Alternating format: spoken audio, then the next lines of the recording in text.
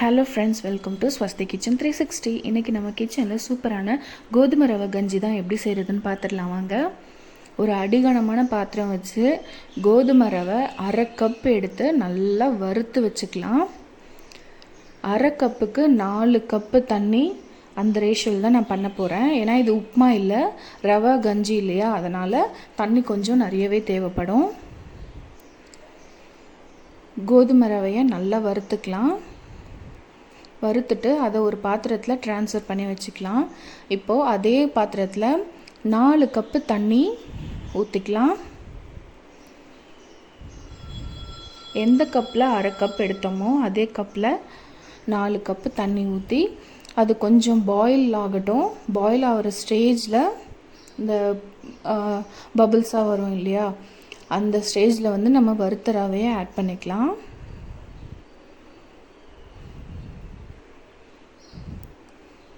எல்லா ரவையும் ஆட் பண்ணிவிட்டு கலந்து விட்டுடலாம். அடி கனமான பாத்திரத்தில் செய்யுங்க, அப்போ தான் அடி பிடிக்காமல் இருக்கும்.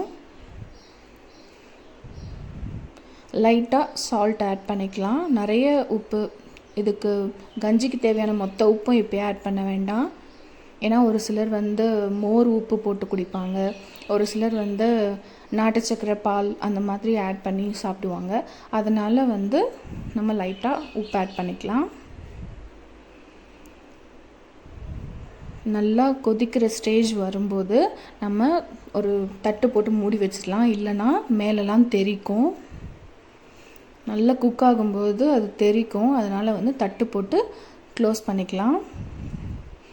ஒரு 3 நிமிஷம் கழித்து ஓப்பன் பண்ணி பார்த்துட்டு நல்லா கிளறி விட்டுட்டு திருப்பியும் க்ளோஸ் பண்ணி ஒரு 2 நிமிஷம் விடுங்க. மொத்தம் 5 நிமிஷம் வரைக்கும் லோ ஃப்ளேமில் வச்சு குக் பண்ணி எடுத்துக்கலாம். பாருங்கள் எப்படி தெரிச்சிருக்குன்னு, குக்கரை விட்டு வெளியிலலாம் வந்திருக்கு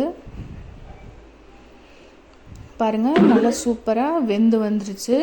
இதை வந்து ஒரு 4 கரண்டி அளவுக்கு தனியாக ஒரு பவுலில் எடுத்து வச்சுட்டு கொஞ்சம் ஆறுனதுக்கப்புறம் நீர்மோர், நல்லா நீர்மோர் கெட்டியான தயிரை வந்து நல்லா சிலுப்பிட்டு நீர்மோராக பண்ணி வச்சுருக்கேன்.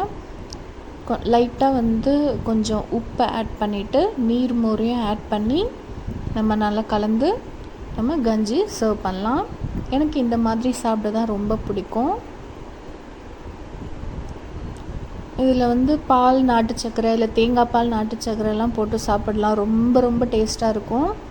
குழந்தைங்கள்லேருந்து பெரியவங்க வரைக்கும், சுகர் பேஷண்ட்லேருந்து எல்லாமே இதை சாப்பிடலாம். கோதுமை ரவை கஞ்சி கண்டிப்பாக இதே மாதிரி நீங்களும் ட்ரை பண்ணிவிட்டு எப்படி இருந்ததுன்னு எனக்கு கமெண்ட்டில் சொல்லுங்கள்.